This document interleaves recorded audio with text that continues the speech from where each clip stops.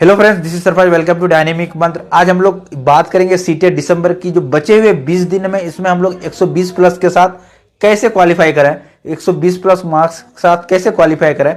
तो हम आपको 4 पॉइंट बताएंगे। ये 4 बातों को जब आपको ध्यान से सुनते हैं, ये 4 बात को आप अगर याद रखते हैं तो आपको इस एग्जाम में यानी सीटेट दिसंबर में 100% सफलता मिलेगी।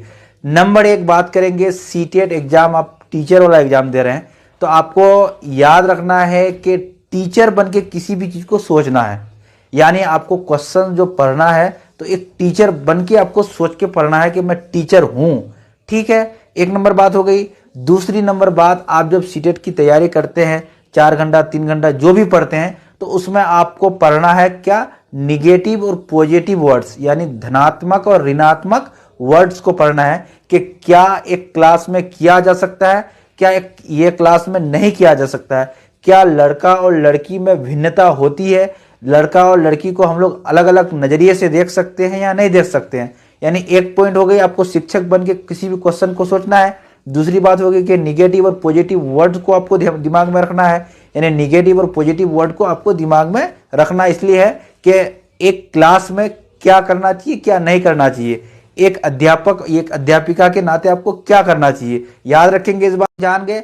तीसरा पॉइंट ये है कि आपको PYQ यानी प्रीवियस ईयर क्वेश्चन आपको मार्केट में भी मिलता है, आप नेट से भी डाउनलोड कर सकते हैं। यानी पिछला सीटेट जितना भी एग्जाम हो चुका है, जैसे 2023, 22, 21, 20, इस तरह से जितना भी एग्जाम हो चुका है, आप उस क्वेश्चन सेट को लेके आएंगे और डेली आप 4 घंटा अगर पढ़ते हैं तो आप 2 घंटा निकाल दीजिए थ्योरी पढ़ने में या कुछ भी करने में, कोई दिक्कत नहीं है। लेकिन आपको डेली एक सेट का मतलब हुआ कि 2022 का अगर उठा रहे हैं तो 22 का पूरा सेट को हम लोग टाइम देख के मार रहे हैं। एक टाइम देख लिए कि कितना टाइम में स्टार्ट कर रहे हैं और पूरा एक तरफ से बना लेते हैं। बनाने के बाद हम लोग उसको चेक करेंगे कि कितना मेरा मार्क्स आया, तो उससे हमारा क्या होगा कि पता चल जाएगा कि हम किस स्तर पे हैं, हमको और कितनी तैयारी करनी है।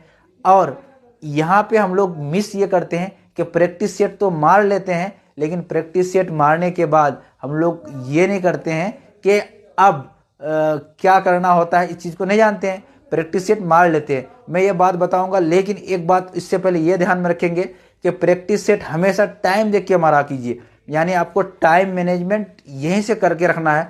टाइम मैनेजमेंट आपको अगर यहाँ नहीं आएगा तो वहां जाके आप गड़बड़ा जाएंगे, वहां जाके आपका 100% गड़बड़ा जान गए। जैसे सबसे पहले आपको टीचर बन के सोचना है क्वेश्चन को जब पढ़ते हैं या तैयारी करते हैं।